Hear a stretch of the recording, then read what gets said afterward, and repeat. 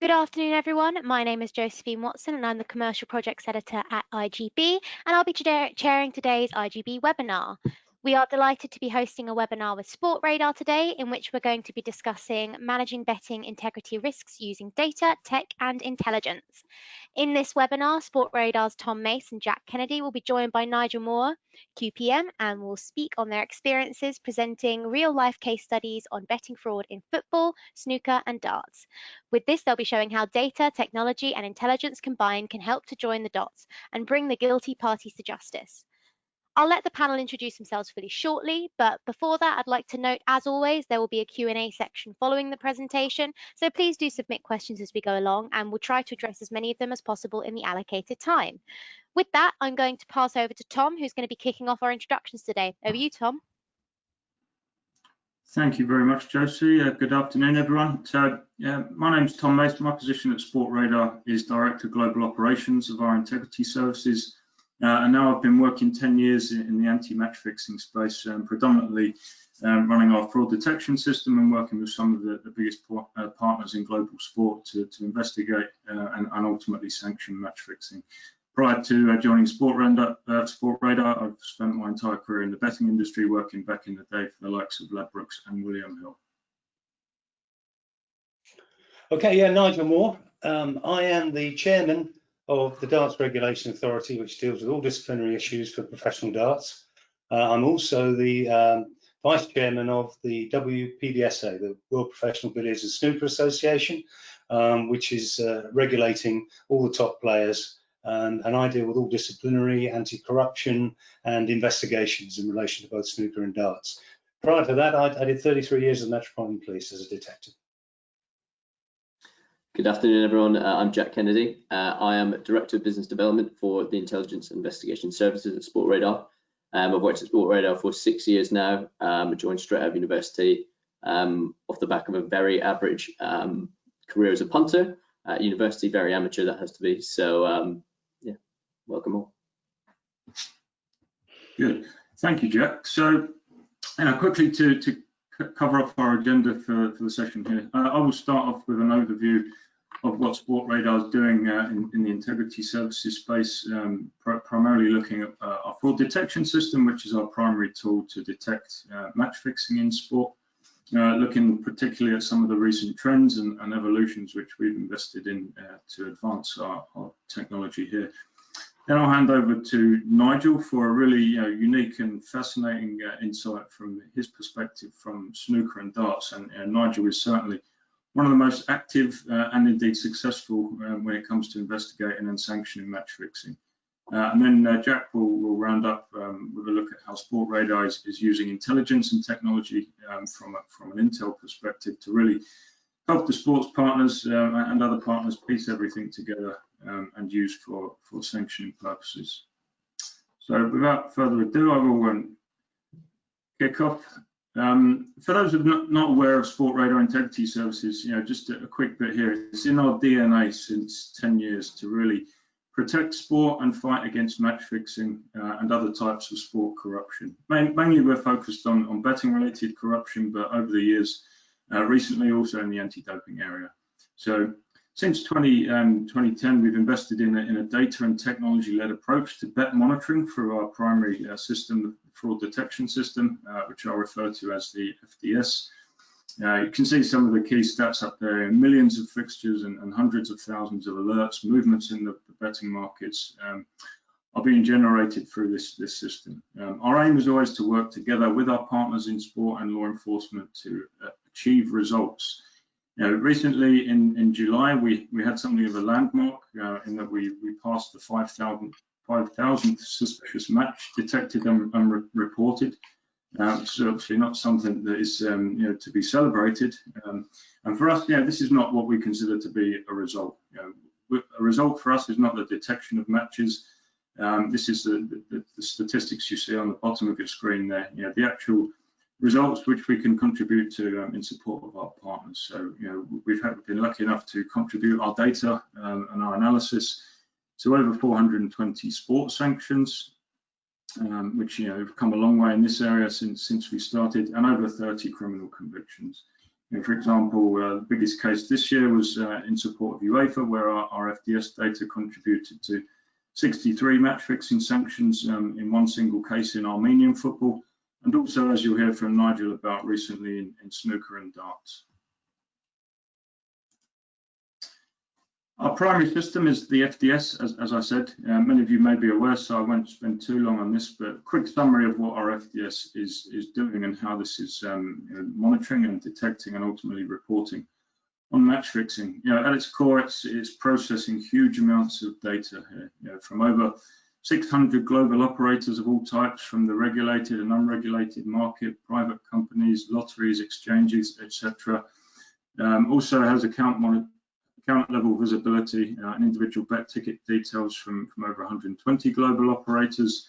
Over 500,000 matches are being monitored every year from 100+ betting markets. All this data is being processed by the FDS in real time. Obviously, this is too much data for a human to analyze, so we need this technical infrastructure to process this and ping alerts when there might be something suspicious. And the approach is always that each sport is a different beast. We have different bespoke alerting setups for different sports and even different levels of competition within sports. Football is very different to tennis than snooker, to kabaddi to League of Legends. Every sport is different, and it's our job as experts to understand these intricacies and to set up the alerting in the correct way so that our analysts are informed when there's a reasonable and correct level of suspicion. All of this, what this adds up to, this all means that the data produced by our FDS and our team of analysts who interpret and assess what this data means, is that it can be and is proven to be trusted and relied upon for investigative and sanctioning purposes by sport and law enforcement. And indeed, as quoted by the Court of Arbitration for Sport in one particular case, the FDS is reliable evidence on which to base a match fixing case. In terms of the evolutions which we've made over the recent years to really increase the tech focus here, machine learning, artificial intelligence, this is, so lots of people talk about these buzzwords. I'm not sure how many people actually do this, but it's something which Sportradar has actually done. So we've invested heavily in this area since 2017, and now have actually integrated into our FDS monitoring and alerting system. The aim of this is that we want smarter alerting. We want to learn from our data, which has been amassing from match fixing for the last 10 years. We want to learn from these patterns, and the result of this is that we're detecting more matches that we wouldn't have detected before, and even actually improving the human expertise of our analysts. And all of this is helping us to really predict and get ahead of what might happen next in the future. When it comes to account monitored betting data, primarily the FDS is an odds monitoring system, which is proven and it's reliable, but it can only go so far. So since 2017, we've also integrated account level visibility from over 120 global betting operators with over 2 million bet tickets processed on each day. So this helps us to add some really important capabilities to our monitoring, to be able to detect micro market fixing, spot fixing that might not ever show up in odds movements, which can be traditionally monitored. And this has huge investigative value when it comes to building cases, which we've already done in tennis and in football. It allows the investigators to actually contact the bookmakers and in a GDPR compliant manner actually track down the account identities, which when it comes to building successful cases, this is what we all need to achieve in future. Two additional areas. We proactively invested into a bookmaker network of over 80+ global operators. Many of these are not part of existing official bodies for integrity monitoring sharing. So this is obviously a huge benefit for us as it helps for our detection purposes. We also know that we have to give back, and we aim to share whatever data we can back with the operators to help your understanding of risk and to help your own internal measures. This has some additional benefits of not only detecting match fixing, but also enables us to spot cases of misuse of inside information, something which Jack will talk on a little bit after. And this is something which we highly value and support from operators, and very much want to grow this area of what we do to support further investigations. From a broader risk management perspective, as a company, Sportradar has always been invested and heavily bought into using our FDS and integrity data for wider integrity purposes. So we have developed over the last years concept of a data-driven and risk-based approach to wider risk management, whereby we actually use our proven and reliable FDS data to manage our own offering of odds and data services out to operators on high-risk teams and players identified by the FDS. And as seen on the slide, since 2018, we've actually had over 225 teams and players from multiple sports subject to this kind of coverage restriction, informed by the FDS data and other reliable intelligence. And this has got huge value to our sport partners. It's shown to work, as seen with ITF Tennis, but also contributes massive value back to bookmakers itself by reducing your exposure to high-risk situations. Finally, I will touch on some of the key recent trends we've seen from our monitoring. Obviously, I can't talk too much in detail due to confidentiality reasons, but we've also invested recently in a betting trends database to further understand match fixing in more detail. So again, trying to understand and learn from our data, whereby we've graded suspicious matches based on predefined points. To recap some of the main findings, we've got 33% of escalated and suspicious football matches in 2019 were coming from the third tier or lower, including youth football. I think this is a significant development in match fixing that's likely to continue. And likewise, with the fixing of first halves of football matches, we've seen close to a third of all matches targeted for fixing only the first half markets, as well as the full-time markets. So these trends are likely to continue in the future. So just two examples, some of the interesting piece of analysis which we can use this data for. In general, we're trying to understand the fixing blueprint of a certain country or region, understand how it changes over time, and we've even started to map different betting patterns to different match fixing syndicates. Likewise, we've seen some interesting data when it comes to days of the week which match fixers are targeting. Some surprising findings from Wednesdays and Fridays here. We know that intelligence shows match fixers are actively targeting these quiet midweek periods and have even tried to move some fixtures for this purposes. And during 2020 in the COVID times, we've seen a proportional increase in match fixing and continued trends in basketball match fixing, and now a continued rise in esports as the second and third most affected sports here. So just some high-level insights from our own monitoring data, which we can provide. And on that note, I will now hand over to Nigel to give his unique perspective from snooker and from darts, and to really give you some practical learnings from his side. Thank you, Tom, for the big build-up. I've been doing this since 2011, working with darts and snooker predominantly. I've worked with other sports as well, with horse racing, football, and cricket.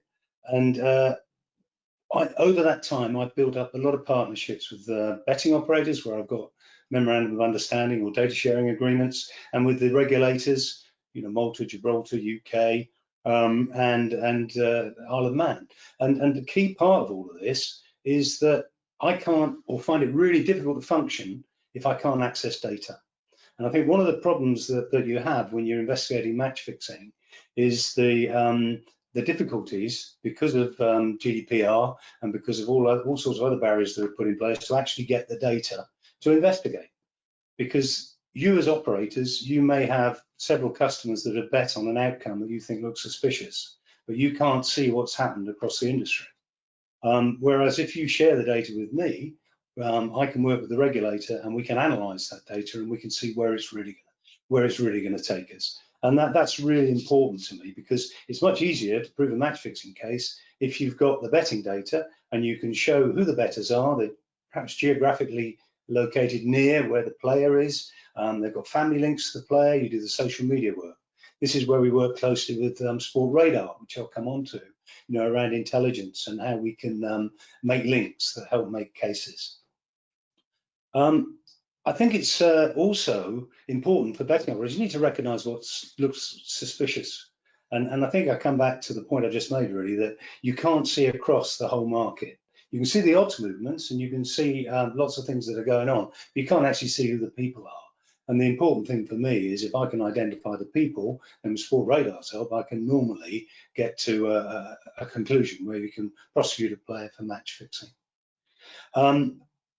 Currently in darts, it's the 180s markets. So there's a lot of players being approached to throw no 180s in their match. And there seems to be quite a lot of people who are making these approaches. And that's a new one to me because I am doing one case where 180s are involved, but normally it's been in the other handicap markets where people bet.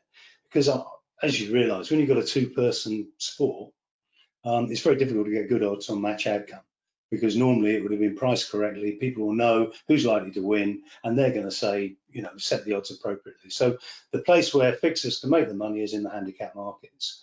And because there's less liquidity in those markets, you'll often find that it does stand out more and makes my job easier, subject to being able to get the data and the information.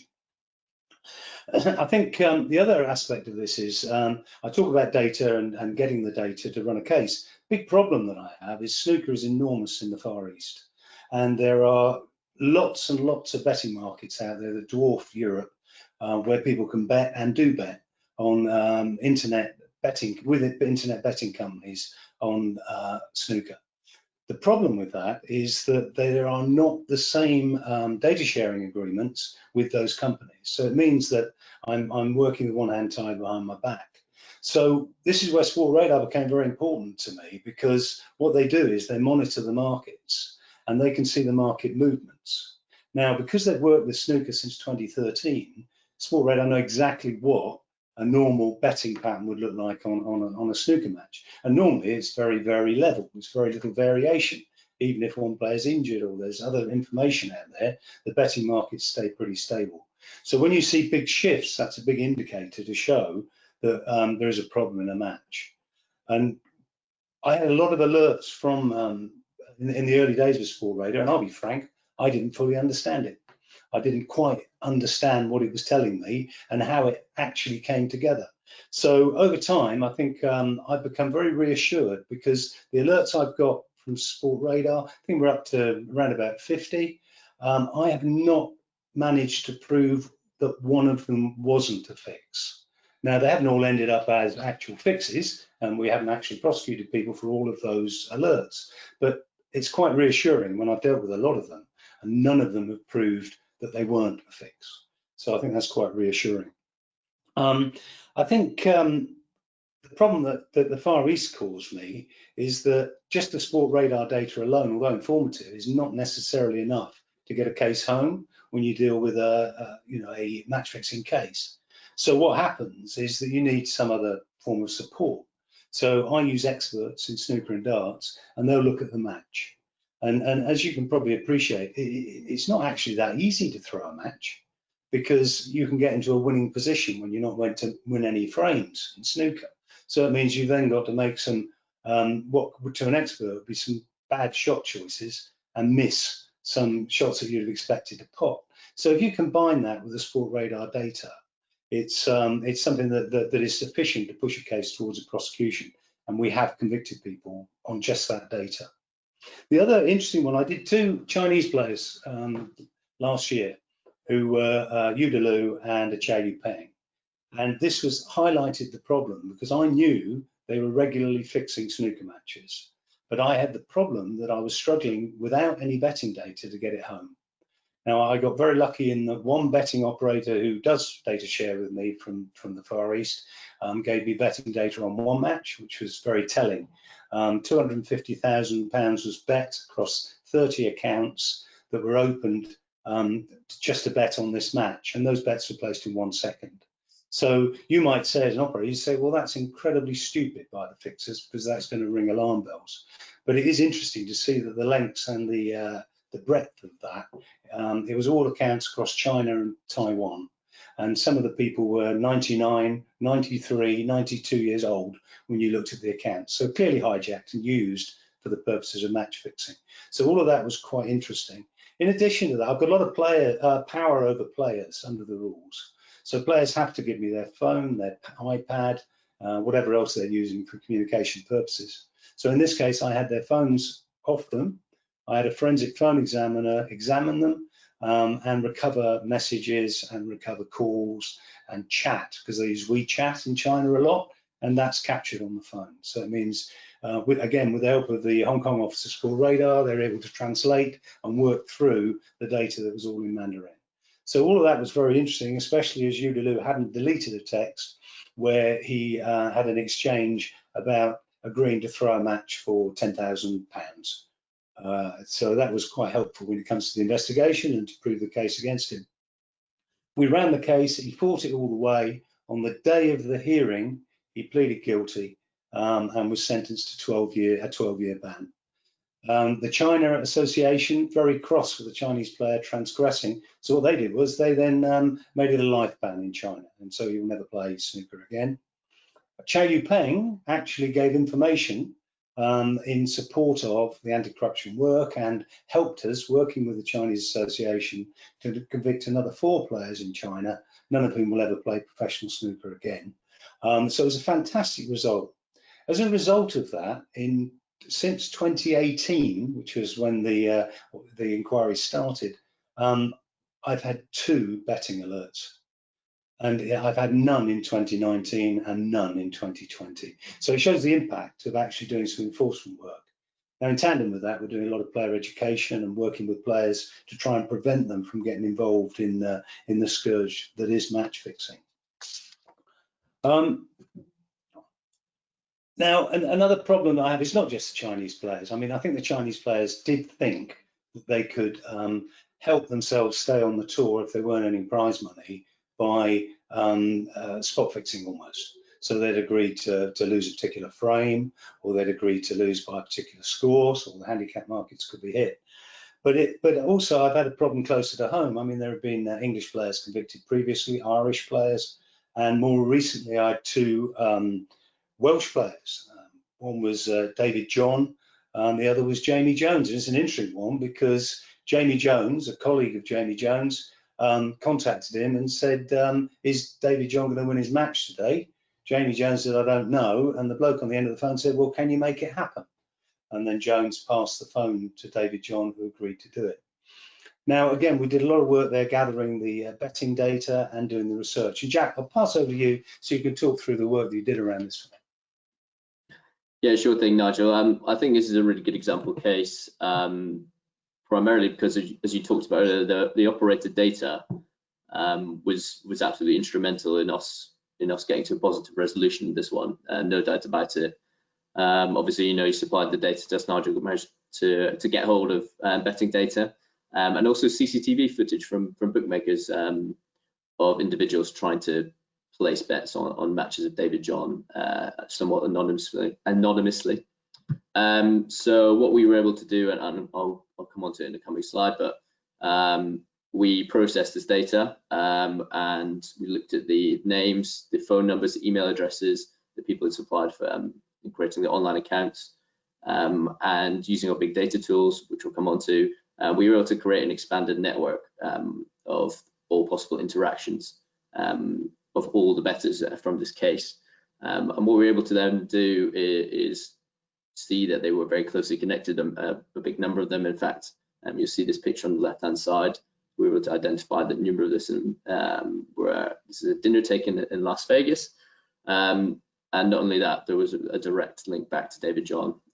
So we were able to supply this information to Nigel in the report. We're also able to identify that several of these online bettors had also followed up and were the same individuals placing bets in these shops.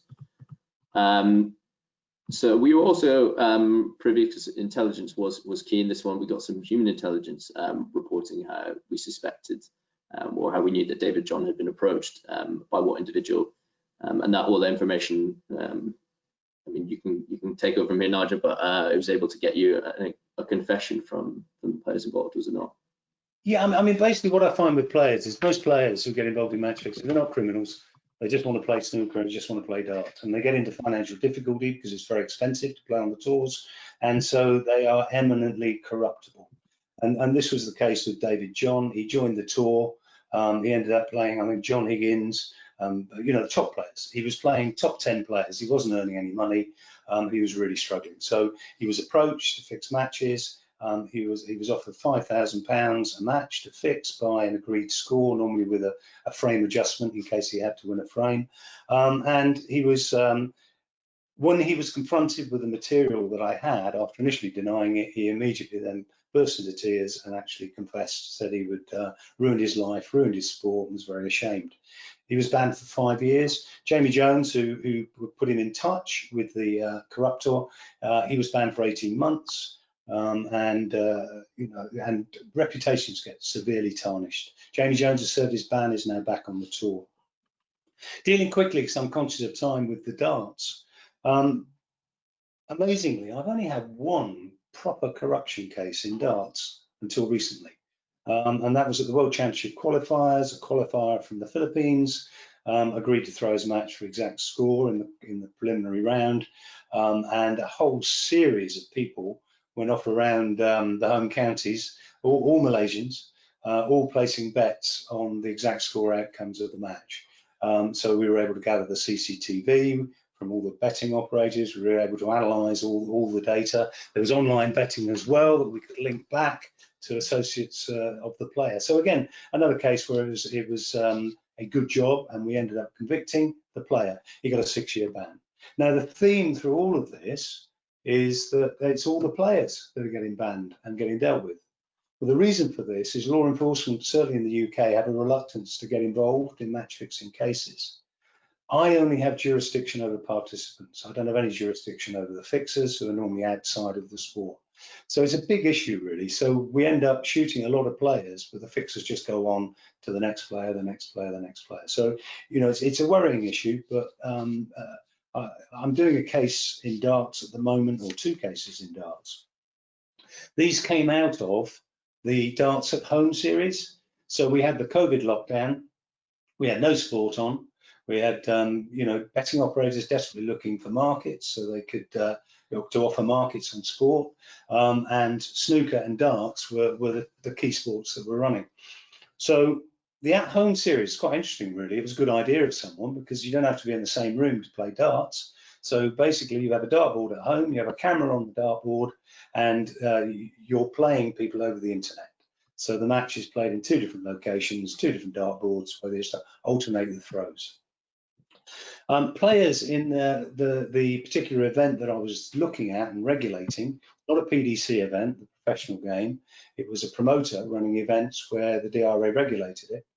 And the players were getting paid £25 a match, and they were getting some bonuses if they won a series of matches.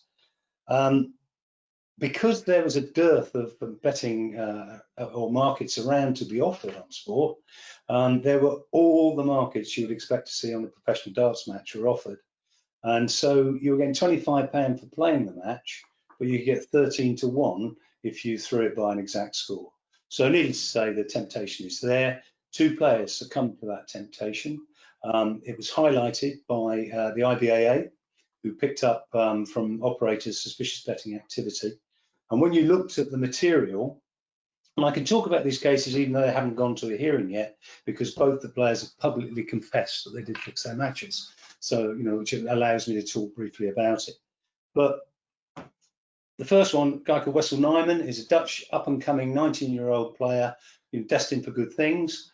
He got approached through Telegram, a cold approach, where they said, are you interested in fixing a match? He followed it up. A friend of his kept a meet with the fixers. He was offered €10,000 to throw his match by an exact score. He threw his match by an exact score. They paid him €2,000. So unfortunately, it's not one of those where you can go to the ombudsman or the police to complain about being ripped off. But what they did say was, if you carry on fixing, we will make it up and we'll pay you over a period of time, which he declined. Again, when he was challenged with the material and the work Sportradar did on the Intel side, similar to what you've already heard, he immediately then decided that he was going to tell me everything about it, told me all about the fixers, told me all about the circumstances of it. He's going to do player education in Holland and for the PDC, and has done absolutely the right thing. Once he made a dreadful decision. Another player called Carl McKinstry from Northern Ireland, similar circumstances, approached, agreed to fix, fixes match by exact score. Again, same work around all the intelligence and backdrop. He was then forced to admit one of the 2 counts of fixing. There is a contested hearing for the others and for him failing to cooperate with the inquiry, which is a separate offence. The Dutch case is also a police inquiry, so I'm hoping that we might get to the fixes through that. But the key findings for me over recent times is the markets offered on sport. Very dangerous for a sport when you offer markets that are quite obscure. Like we had first frame, first foul markets offered in a world championship, led to a player breaching the rules by going down, feathering the white first shot in order for people to win money through betting. So markets are an issue. I think we need to think about those very carefully and how we monitor them, how you monitor them and how you report that activity. Technology has been great. All of the work I've done on these latest cases have all been done from my office at home because we use Zoom technology to do the interviews. It does cause me a problem in that I can't access their phone data, etc., but I can still get their itemised billing and other information that's useful to me, such as bank details. I think it's we just need betting operators. In the case of Western Nyman, the IBIA put out an alert, and employees of betting companies then went out and bet on the match because they knew it was fixed. That completely skewed the data and wasted about a week of my time when I had to bottom all that out and led to HR issues within the betting companies for those that did it. Really important that there's no temptation for operators because it just skews an inquiry and makes it more difficult to find. Now, I just think the most important thing, if I leave you with anything, it's how important this is to sport. It will kill it if it's fixed because the TV won't be interested. Betting, it will be a lottery, and it just means nothing. So it's really, really important, this work that we're doing to combat match fixing. Jack. Yeah, thank you, Nigel. I'm going to touch more upon our intelligent investigation services. I'm going to go quickly again, conscious of time. But yeah, so our intelligence investigation services that Nigel has kindly said very positive things about spawned from the fraud detection side in 2015. We were essentially back then trying to provide more context on manipulated matches because we had access to, back then it was 5 years of football match fixing data. That's how we began. But the team has evolved ever since then to 2020. We've increased investment in technology.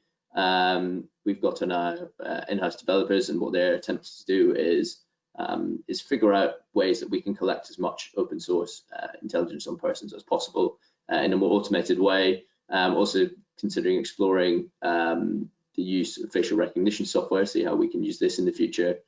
But our team has built up from people. I was originally in betting background, but lots of other people have come from military intelligence, Navy intelligence, and Nigel's favoured police. And the guys that we have in the team now cover over 20 languages, so that was very beneficial for Nigel's case in China. We can have one of our analysts look at the phone forensic data and interpret on behalf of him. And not only that, we've begun to accumulate, as Tom talked about, a lot of bookmaker contacts who can act as intelligence sources for us and tip us off about a lot more detailed information that we previously had. So how do we kind of look at this data? I talked about using technology. So what we're looking to do is take base level intelligence. So this can be a phone number, an email address, or an example down here, a social media account.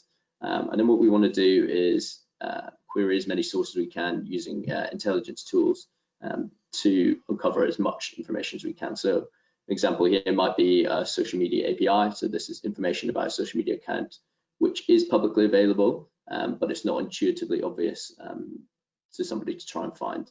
So in this example here, we take a social media account, can extract information such as a phone number that was used to register it, and then we can use this phone number to look for all references across the web.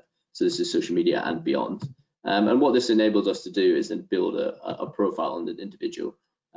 We can then find all their connections and continue on from there to build up the network. So instrumental in the snooker and darts case that Nigel talked about. And originally, the uses for us were in match fixing. We got a completely diverse set of betting fraud incidents that we investigate now. So the relevant example here, as Tom talked about earlier, in the world of inside information, we were tipped off by a bookmaker. Initially, they believed that it was a club friendly. They believed that it was fraudulent. But what we were able to do is take the information that they provided us on the bettors, and we were able to build up a network of bettors, as we talked about in the UK, see how they were all interlinked. We also then able to look at the players who played for both of the teams and build up those networks. We were able to see, using our big data tools, how they intersected. But a very important case in this was the guys' betting expertise in the team, and also the timing of the betting was able to point to this match where the bookmaker had lost a 5-figure sum, was more likely an inside information case. So this information was all compiled and returned to the bookmaker. Is able to prove that these bettors had, flagrantly violated their terms and conditions. And there's also evidence of people multi-accounting that we were able to supply. So you can see it's very diverse, and I'll leave Tom to kind of sum up where we were overall. But thank you, Jack. And yeah, just to quickly recap on the main points, since we have some time for questions. So as we talked about, and certainly in 2020, we've started to learn that betting fraud and match fixing is evolving along with the times as the global situation changes, as the betting market evolves, so too will match fixing. Competitions at a lower level with weaker integrity infrastructures and in new regions are already being targeted by the fixers. The bookmaker data, as Nigel explained, and as has underpinned Sportradar's monitoring system since day one, is really crucial to actually support and drive these investigations, and in the future will become even more important to securing further sanctions and prosecutions. The tech, when it comes to an intelligence perspective, these solutions, again, as highlighted by the practical cases in snooker and darts, to name just two that you heard about today, are really crucial when it comes to supporting the investigations and uncovering who's behind the accounts. We see now that more and more fixers are hiding behind what they think are anonymized social media accounts. So we use our tech to be able to uncover this and piece together the big picture puzzle and map out these better networks, which help to strengthen the case from a disciplinary perspective. Again, as Nigel reinforced, I think quite rightly so, that the monitoring and the sanctioning does work. The data shows this, and we've done some analysis in a number of sports that short term, you make sanctions, investigate match fixing, there'll be an immediate drop off in fixed matches. But long term, what we need to do, what we've still got a long way to go, and all stakeholders need to use this monitoring, this betting data and advanced intelligence capabilities together to devise a truly long-term, proactive, collaborative integrity strategy, so that these impacts are not short-lived, and that we can start to reduce match fixing and other types of betting corruption in the long term. So thank you everyone for your attention. I do believe we do have some time left for any questions. We do indeed. Thanks so much for a great presentation, guys. Great discussion as well. We have got time to go through some questions that we've come through from the audience, but to our listeners, we do still have time for more submissions to come through. So please send through any more questions you may have, and we'll go through as many as possible in the allocated time. So to begin with, I think it'd be nice to start with something nice and broad, as the question on many people's mind right now is regarding anything in this industry and outside of this industry, is what does the future look like? So perhaps a little note from each of you would be great to hear about how you see betting fraud evolving in future years. Tom, do you perhaps want to start? Yeah, definitely. I mean, high level, I think what we'll see is a continuation of what we've already seen in this year, is it will continue to be diversified. Betting fraud in the big sports over the last 10 years or so has been quite controlled by big organized groups. And I think we'll see a further diversification to so-called lone wolf fixers who will make their approaches behind social media. They may never even come into contact with the players themselves. So that's why technology will become even more important to investigate and prosecute this match fixing in the future. Yeah, I think player engagement is really important for me now, because you know, at this moment in snooker, I feel I'm in a good position, that we're not having alerts, the players seem to be doing the right thing. And that's all come about by prosecuting players, high profile sanctions. But the next step, which is really important going forward, is getting the players on board. I'm getting record disclosures from dart players of approaches through social media for them to fix matches. They do an e-learning program, and there's induction programs, all these things. So it's really important we engage with the players and using stories, you know, the cases that have happened, to actually show them that they're going to ruin their career and their lives if they get involved in it. The other side of this is we've got to get law enforcement to prosecute the fixers when we find them.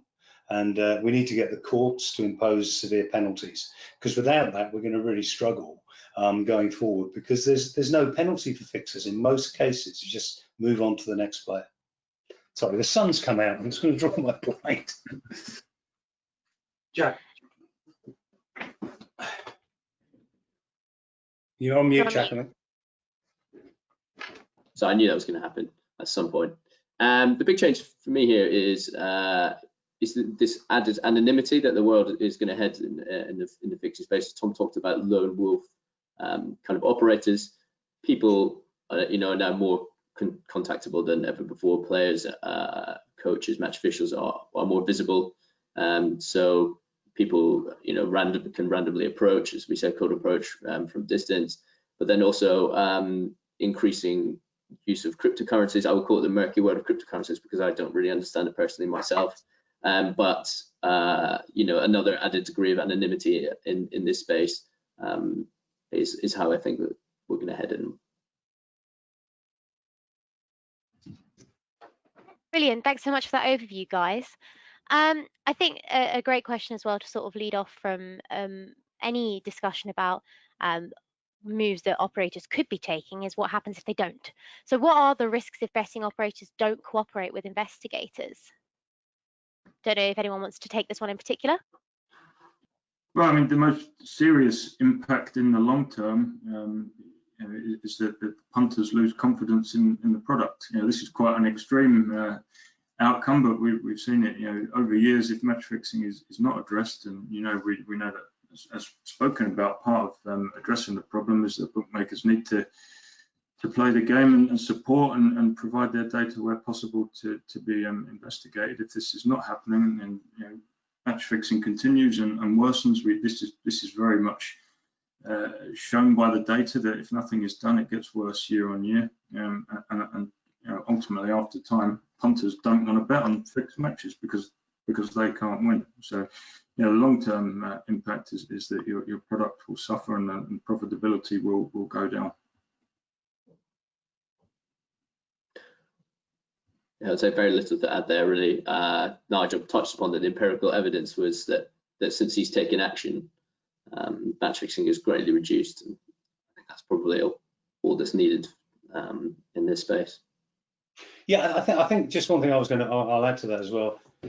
Betting operators need to be reassured as well, because data is very difficult in this modern world, and you know, I can get data in different ways because the regulator will share data with me. In the UK, I'm a Schedule 6 governing body, both for snooker and darts, so they can share data with me. So any betting operator that's reluctant to share directly can do it through the regulator. We use the data very carefully, and I refer back to the betting operators, because in most cases, the player is the person being prosecuted. They deny all knowledge of the betting. So it's not disputed. If it's not disputed, I can use redacted data, which means I'm using a lot less of the material than has been provided. And obviously at the conclusion of the data being relevant or needed, then we destroy it. So, you know, there's a lot of reassurance there. With one particular company, they do not want to be mentioned in anything to do with match fixing cases. They will help, they don't want to mention. Well, we redact. I have control of findings done by committees and whatever in terms of them going into the public domain, so I can redact them and I can take the betting operator's name out and any other third parties. So there's a lot of reassurance around that, and I think it's important because we want betting operators to cooperate and to help us. Brilliant. And the next question would be, what can betting operators do to support integrity, which has been sort of touched on lightly there, but I wonder if there's anything we want to expand specifically on that topic. For me, it's timeliness, because normally I will know a match is fixed before it's played, and then it can take me days, if not weeks, to then gather the data to be able to take action. So again, it's trying to get through the GDPR nightmare and getting these agreements, data sharing agreements in place, so as we can move quickly, whether it's through the regulator or whether it's directly to me. That's really important for me. Yeah, just in general, having an open mind and a proactive approach and being willing is most important thing for me. I've like Nigel, I've seen a lot of obstacles which are put up, and GDPR is a pain for sure. But usually, where there's a will, there's a way. And it's all about building relationships, having open discussions with the relevant stakeholders, and just wanting to do something. And what would you say? Oh, sorry. Sorry, I was just going to say, I would think patience as well. I know it could probably be frustrating for operators if they report suspicious betting and maybe they don't see action straight away. But I mean, as we all know here, it takes time to build a case. So I think just patience and persistence and continued reporting to things, things you find suspicious to people like Nigel, then eventually it will pay off. And what would you guys say to an operator with data sharing concerns due to GDPR? I'm going to jump in on this one. It's a natural thing to be scared of, because we know the scale of fines in this. But there are correct protocols that can be followed and put in place that keep both parties secure. So I think having appropriate data sharing agreements and following correct procedures, if you do that, then there's no major risks involved. Yeah, no, I think the important thing is that under UK law, betting companies that work in the UK markets, they are obliged to report suspicions of match fixing. And so under that obligation, it goes to the regulator, and the regulator has a direct conduit into most sports, certainly in my sports.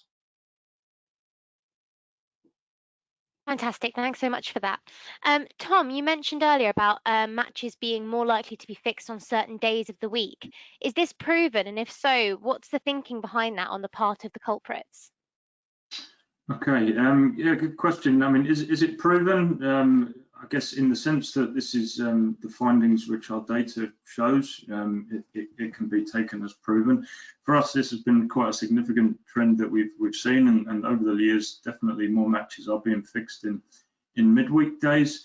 And intelligence that we're privy to from previous investigations shows that this is actually an active attempt from some match fixers to not only target these fixtures which are played on midweek days. We see at the moment Wednesdays a lot of cup matches are played in European football leagues where there's a lot of activity going on, and we know that fixers have even tried to coerce or somehow force contacts with inside the member association to have their fixture program moved to a more favourable day in the betting program. Reason being is that if a match is played on a Saturday or Sunday afternoon, it's got a lot to compete with in terms of a bookmaker's program. Whereas if you put that match on a Wednesday morning, there's not as much sport being played, so therefore it will be guaranteed a more prominent position in the bookmaker schedule, and therefore will be guaranteed a pre-match offering, a live offering, and they'll have greater liquidity. So that's why the fixers are looking at this, and as we know, it's proven they're trying to secure favourable placement for the matches, which shows you the lengths that they're going to. They're not only looking to corrupt the players and fix the matches, but also to actually maximise the profits that they can make from it.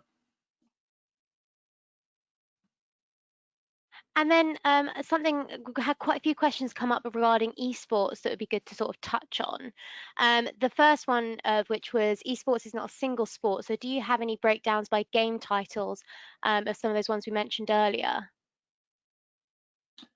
Yeah, no, correct. Very, very valid point. I mean, it's still the tendency to categorise everything as one single thing. I can't answer specifically in terms of a breakdown, because we have a number of contracts to monitor confidentially for some of the big game publishers, such as Riot, such as Activision Blizzard. But in general terms, most, if not all, of the esports titles out there in the market have been affected. Looking at this year, well, in prior years, we've seen issues in Dota. Again, this may have some more relevance in the Asian market and the betting being executed there. We've seen issues in League of Legends, and more recently in e-soccer, e-basketball, where not the traditional gamers played by the hardcore gaming community, but the people playing FIFA and NBA against each other. So that's how match fixing, in particular in the e-gaming world, is evolving as well. So moving on from the traditional gaming titles to now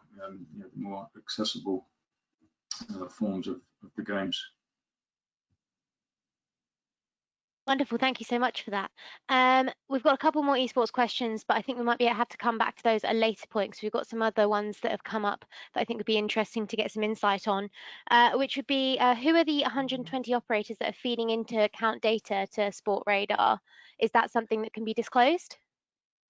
I can't disclose identities of them, but these operators are using Sportradar's risk management solutions from a trading perspective. So Sportradar has always, from day one, been a service provider to the bookmaking industry, but always, wherever possible for its core business, using this for integrity purposes. So any operator whose data is feeding or is using our risk management software, and the data is being used also for integrity purposes. Wonderful, thanks so much for that. Nigel, got a couple of questions directed more towards you here. The first of which being, what do you think when you see markets such as first frame, first foul?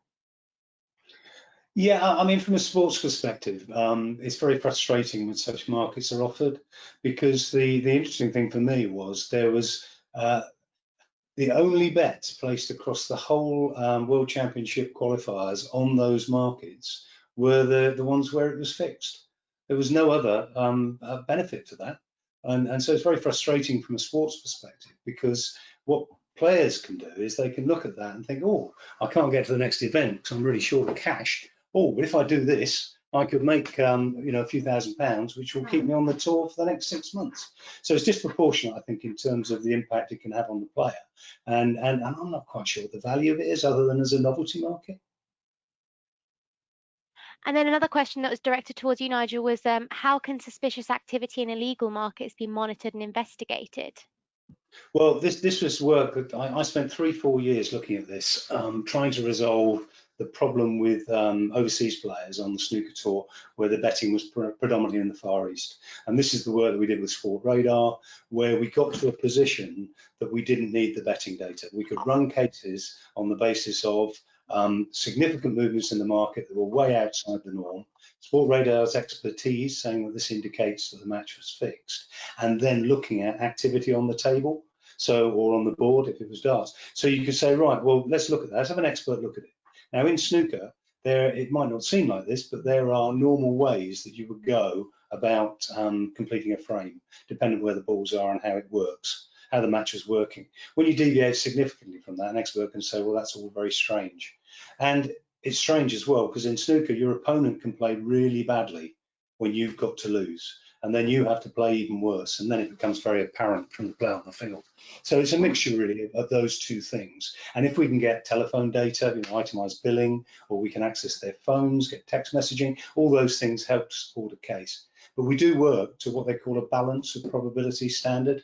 Is it more likely than not that it happened? We're not working to the criminal standard of proof, which is beyond reasonable doubt.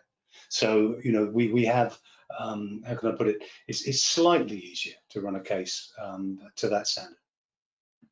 Yeah, just to add to that, I think this is actually the reality of most fixed matches in the world, and that the bets are predominantly executed in unregulated or poorly regulated betting markets, precisely for that reason, because it's not possible to get the account betting data. And still, over the years and still now, that there's some wrong attitudes in investigations, and too many investigators think that the information is just going to fall into their lap. But they get the FDS report, and then you get the account information of all the punters who have bet on that, and you'll be able to tie it up very easily in a nice package. But as Nigel full well knows, you have to get out there and build a case. It takes time. There's many elements to it. There's performance analysis, the intelligence which Jack spoke about, it's not easy. And I think, Tom, as well, there's this multiplicity of things as well, because if you've got those different things that you can apply, but what you tend to find is a player doesn't do it once. They do it once to make the money, do it again, do it again. So if you get to a point where you've got 3 alerts that are to a very high standard with that deviation, it's very, very difficult for a player to turn around and say that they haven't fixed at least one of those matches. Perfect. Thanks so much for that really comprehensive answer, guys. Unfortunately, I think that's all we're going to have time for today. So I'd like to thank the panel very much for joining us for a really interesting discussion. A big thank you to our audience who sent in their questions. We will be sending over any of the leftover questions to Sportradar in order to sort of try and get responses out, either in a follow-up by email or in some other medium in the coming months. So do keep your eye out on Sportradar content that's coming out soon. Today's webinar has been recorded and will be available to listen to on demand shortly on igamingbusiness.com, where you can rewatch it and share with your colleagues. Otherwise, we look forward to seeing you all soon. Bye, guys. Thank you very much, Josie.